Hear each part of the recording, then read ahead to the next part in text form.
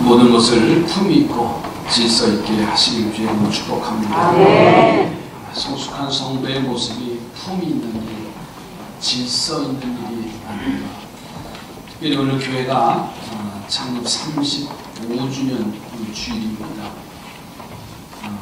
1984년도 4월 8일날 이 삼산교회가 개청이 되어졌습니다.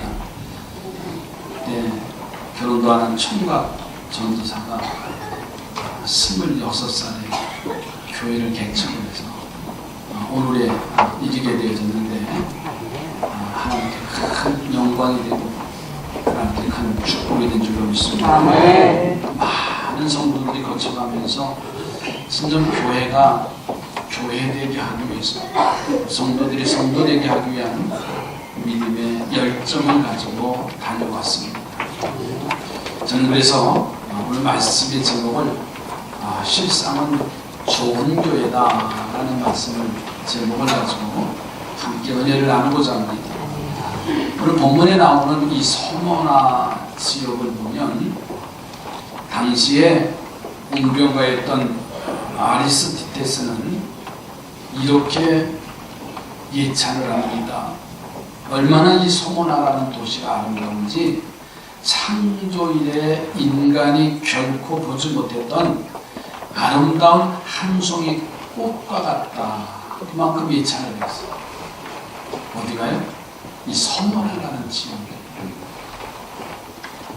정치적으로는 로마의 지배를 받고 있었지만 경제적으로는 이 서머나는 무역항입니다. 그러니까 풍요로움을 그리고 외부의 문화와 영향력을 많이 받을 수 있는 도시고요. 종교적으로 보면 로마에 충성을 하기 위해서 로마 황제를 숭배를 공식화하고요. 제우스 신전을 짓고 로마의 여신전 등 많은 우상들을 곳곳에 세워서 그들의 종교적인 삶을 누렸습니다. 또 문화적으로 보면요, 일찍이 그곳에 이제 운동하는 경기가 열려져서 매년 원형 경기장에서 수많은 사람들이 모여서 경기를 하는 거고, 또 아시아에서 최고의 이제 예술 극장은 소유할 정도로 문화적으로, 정치적으로, 경제적으로, 사회적으로 너무나 아름다운 도시였어요. 그래서 그렇게 이 서머나 지역을 예찬을 합니다. 그런데 오늘 우리가 이 살펴나가려고 하는 이 서머나 교회가 그러한 화려한 도시 속에서 교회의 역할이 뭔가를 말씀해 주고 있어요. 이 서머나 교회를 첫째로 보니까는 가난한 교회였어요. 그렇게 화려하고 문화적으로, 경제적으로, 사회적으로, 종교적으로 많은 혜택을 누림에도 불구하고 이 서머나 교회만은 아주 가난한 교회입니다. 이 서머나 교회가 가난했던 몇 가지 이유가 있어요. 그 중에 하나는 뭐냐면 교회의 교인들, 구성원들이 대부분 하류층 계급이에요. 가난한 사람들이 모여서 예배하는 곳이 이 서머나 교회예요. 또 예수 믿는다는 이유 때문에 경제적인 활동이나 사회적인 활동을 제한받는 그러한 교회가 되어졌기 때문에, 구성원들이기 때문에 이 교회는 가난한 사람들이 모일 수밖에 없었어요. 또 한 가지는 때로는 폭도들이 그리스도인들의 가정이나 조그만 사업, 가게를 습격해서 파괴하고 약탈해 가기 때문에 늘 이 교회는 바로 고통을 받고 핍박을 받고 고난을 받는 아주 가난한 교회입니다. 그런데 본문에 보니까는 이 서머나 교회를 가난한 교회, 즉 궁핍한 교회라고 말했습니다. 두 번째로는 이 서머나 교회를 보니까는 당하는 교회. 자, 당시 서머나 교회는요, 정치적인 정황에서는요, 그리스도인이 된다는 것은요, 법적으로 저촉이 되는 일이에요. 다시 말해서 신앙의 자유가 허락되지 않았어요.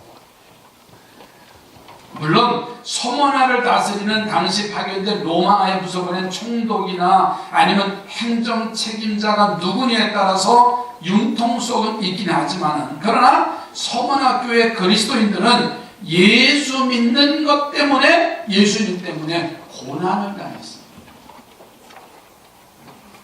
주후 155년 2월 23일 날 서머나 교회의 감독이었던 폴리캅이 순교를 당합니다.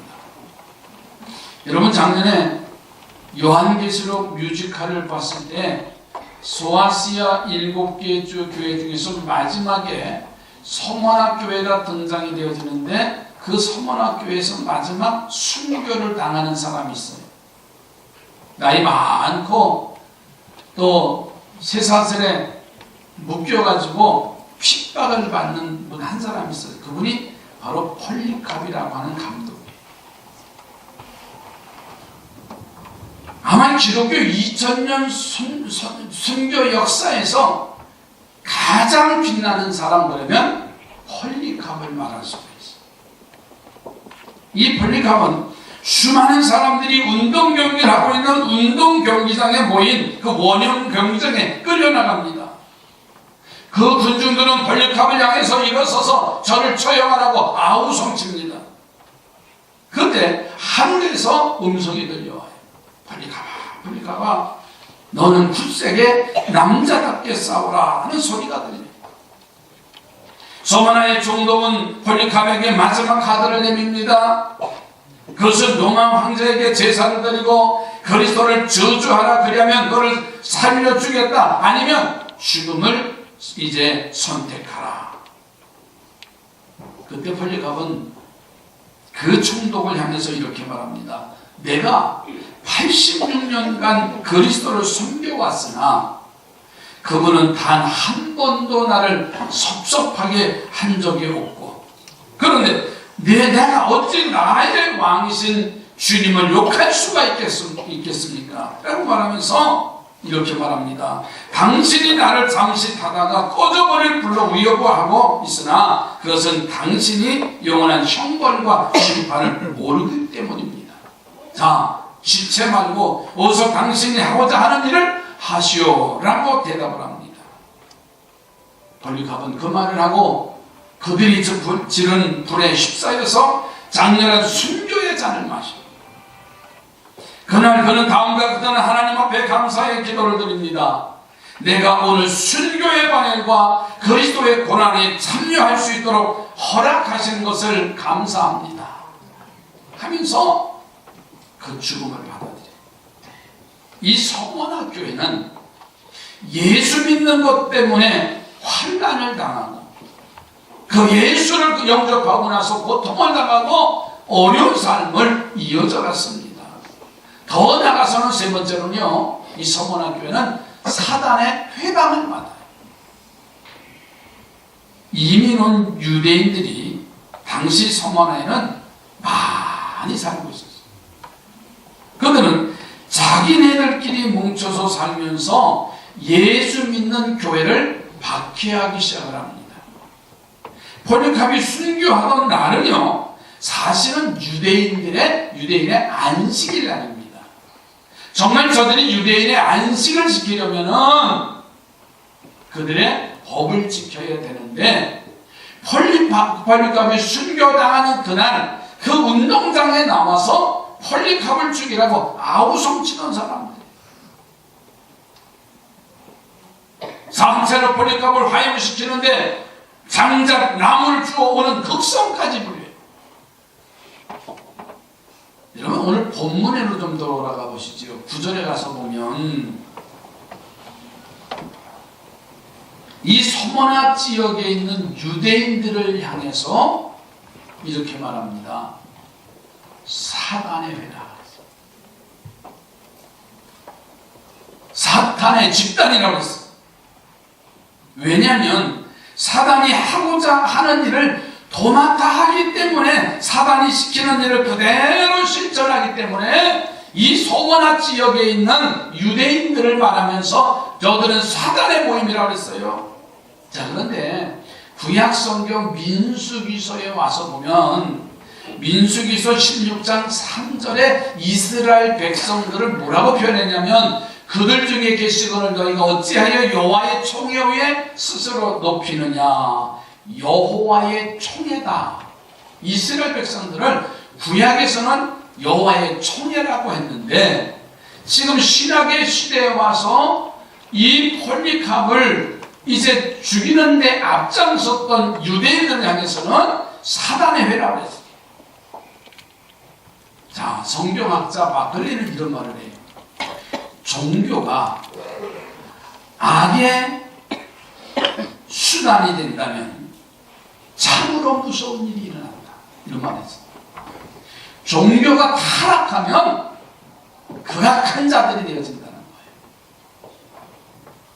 제 아무리 신앙에 허물을 뒤집어 썼다고 할지라도요, 그 허물 안에 악을 행하고 사단이 기뻐하는 일들만을 찾아서 행한다면요, 그것은 사단의 회고 사단의 종이며 사단의 자식이 될 수밖에 없어요. 자, 그러면 이토록 가난하고 환난과 회방으로 애워쌌던 이 소모나교회 신앙, 소모나교회의 신앙은 어땠을까? 여러분, 소모나의 우상숭배자들과 박해자들과 그리고 유혹자들은 얼마 가지 않아서 소모나교회가 무너질 것이라고 하면서 타협하기 위해서 문을 열어놔요. 이유는 세상과 타협해야 사업을 할 수가 있는 것이고, 세상과 저들과 타협을 해야 장사도 할 수 있는 것이고, 세상과 타협을 해야 직장 생활을 더 할 수 있는 것이고, 취업도 강 경제, 사회 모든 것을 그들의 세상과 타협하기를 이 소모나 사람들은 기대하고 있었어요. 자, 보세요. 소모나 교회를 그렇게 괴롭히고 그렇게 박해하면서 저들이 스스로 찾아와서 황제 신상 앞에 엎드려서 제사를 드린 후에 자신을 도와달라고 손을 내밀 것이고, 예수가 우리의 구세주가 아니라 사단이며 로마 황제가 주라고 고백할 것이라고 생각하면서 가진 핍박과 모함을 다해요. 그러나 그것은 오산이었고 그것은 착각이었어요. 소모나 교회는요, 한마디로 말하면 믿음도 하지 않았어요. 핍박이 와도, 경제적인 어려움이 와도, 자기 일신상의 어려움이 와도 끄떡하지 않았어요. 우상에게 절하지도 않습니다. 그들에게 구걸하지도 않습니다. 그 무엇을 하기 위해서 그들에게 부탁하지도 않아요. 여러분, 소모나 교회의 이러한 신앙의 모습을 주님이 보시고서는 하신 말씀이, 실상은 내가 부자다. 저 화려한 사람들보다 가난하고 내세울 것 없고 자랑할 것 없는 그들에게 향해서 하는 말씀이, 너는 세상과 타협하지 아니하고 그들에게 불조하지도 아니하고 무릎 꿇지도 아니하고, 보니까는 너희들은 실상은 부요한 자가 부자라고 했어요. 당시 소아시아에 7교회가 있었어요. 에베소 교회, 소모나 교회, 버가모 교회, 루디아 교회, 사대 교회, 빌라델피아 교회, 라오디아 교회, 소아시아에 7개의 교회가 있었어요. 그런데 그 교회들 가운데 실상은 내가 부요한 자니라고 칭찬한 교회는 이 소모나 교회 한 교회밖에 없어요. 그 뜻은 뭐예요? 따라서 합시다. 실상은 좋은 교회다. 좋은 교회다. 할렐루야. 우리 교회가 실상은 좋은 교회다. 아멘. 소모나 교회는 박해자들이 보았던 것처럼 호락호락 교회도 아니었으며 부자들이 생각했던 것처럼 가난뱅이도 아니었습니다. 다시 말해서 겉으로 보기에는 가난하고 나약하고 초라한 교회였으나 실상은 좋은 교회라고 칭찬을 받았어요. 아멘. 겉으로 웅장하고 화려하고 위세를 자랑하는 교회지만 실상은 라오디게아 교회처럼 위선과 교만으로 지당한 별것 없는 교회도 있을 수 있어. 그러나 서머나 교회처럼 겉으로는 초라한 것 같고 가난하고 내세울 곳이 없는 교회지만 실상은 좋은 교회다. 아멘. 여러분, 우리 삼선교회를 좋은 교회로 세워져 가기를 주님으로 축복합니다. 아멘. 웅장하게 거창하게 짓는 교회가 좋은, 겉으로는 볼 때 좋은 교회인지 모르지만 그러나 그 안에 구원받은 자들의 신앙의 모습이 좋은 교회입니다. 아멘. 저는 늘 고민하고 있습니다. 아마 1년 후면, 내년이면 새로운 성전을 우리가 지어서 이 땅하고 그곳에서 예배를 드리고 있겠지요. 저는 그런데 화려한 교회를 추구하지는 않습니다. 웅장한 교회를 추구하지는 않습니다. 물론 화려하고 웅장한 건 참 좋습니다. 그러나 정말 실상은 좋은 교회가 어떠한 교회인가를 우리가 그것을 놓치는 순간 우리는 사단의 해가 되는 집입니다. 35년 된 삼산교회, 주님이 세우신 이 삼산교회가 서문화 교회처럼 실상은 좋은 교회로 세워졌습니다. 아멘. 서문화 교회가 그처럼 극심한 도전과 환난과 핍박에도 불구하고 어떻게 실상한 부자교회, 즉 좋은 교회가 그렇게 될 수가 있었을까? 본문에 보니까 두 가지의 이유가 있어요. 그렇게 좋은 교회는 첫째는 처음이요, 마지막이요, 죽었다가 살아나신 주님을 믿는 믿음 때문에 좋은 교회였어요. 아멘. 자, 본문 8절 하반절을 좀 보세요. 서문학교의 사자에게 편지하라. 처음이며 마지막이요, 죽었다가 살아나신 이가 이르시되. 그리고 9절 보세요. 9절에 보면 내가 내 환난과 궁핍을 알거니와 실상은 네가 부요한 자니라. 자, 즉 유대인이라 하는 자들의 비방도 알거니와 실상은 유대인이 아니라 사단의 회당이다.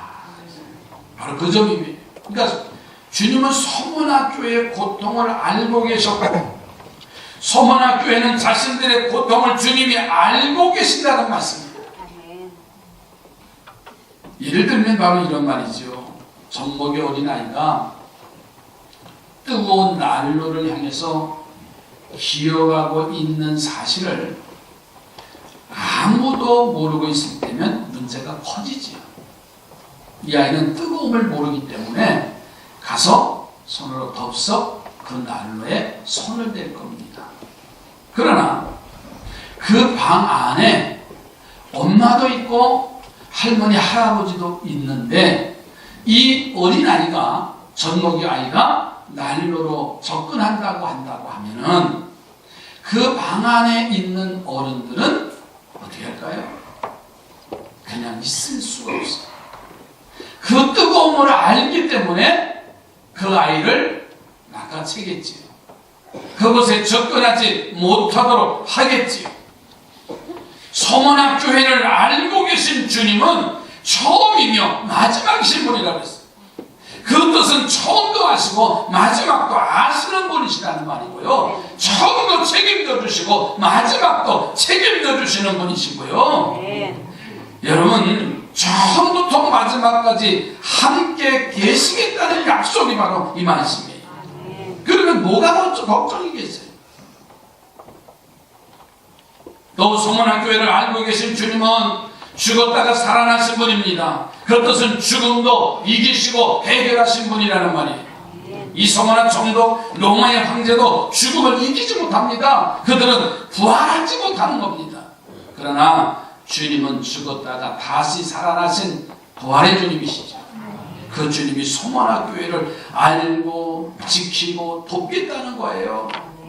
할렐루야. 알고 지키고 돕겠다는데 뭐가 걱정이 됩니까? 무엇이 걱정이 됩니까? 문제는 간단하지요. 내가 지금 주님이 나와 함께하고 계시다는 사실입니다. 그 신앙이면은요, 두려울 거 하나도 없어요. 염려되고 걱정할 것 없습니다.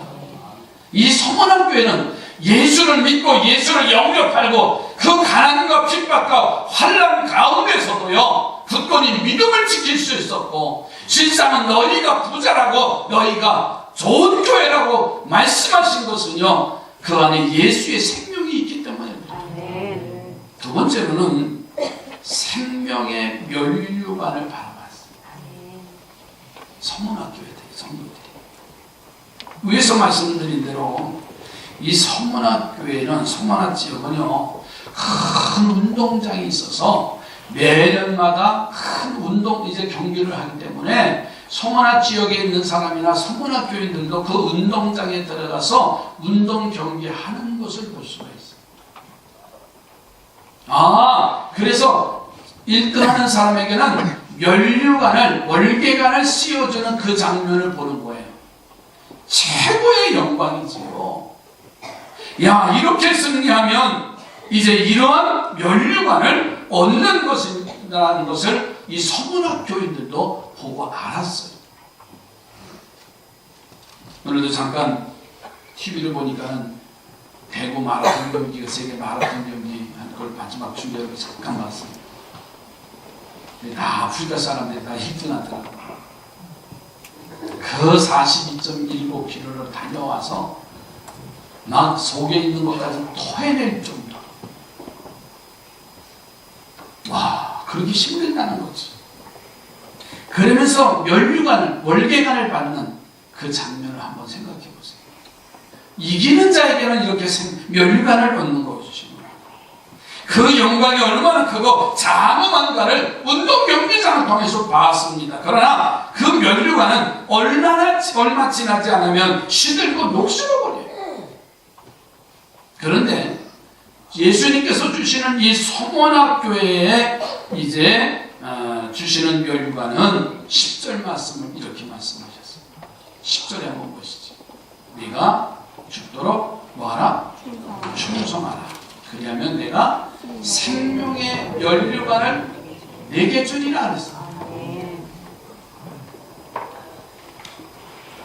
헬라어에서 면류관이라는 말은 두 가지 의미가 있습니다.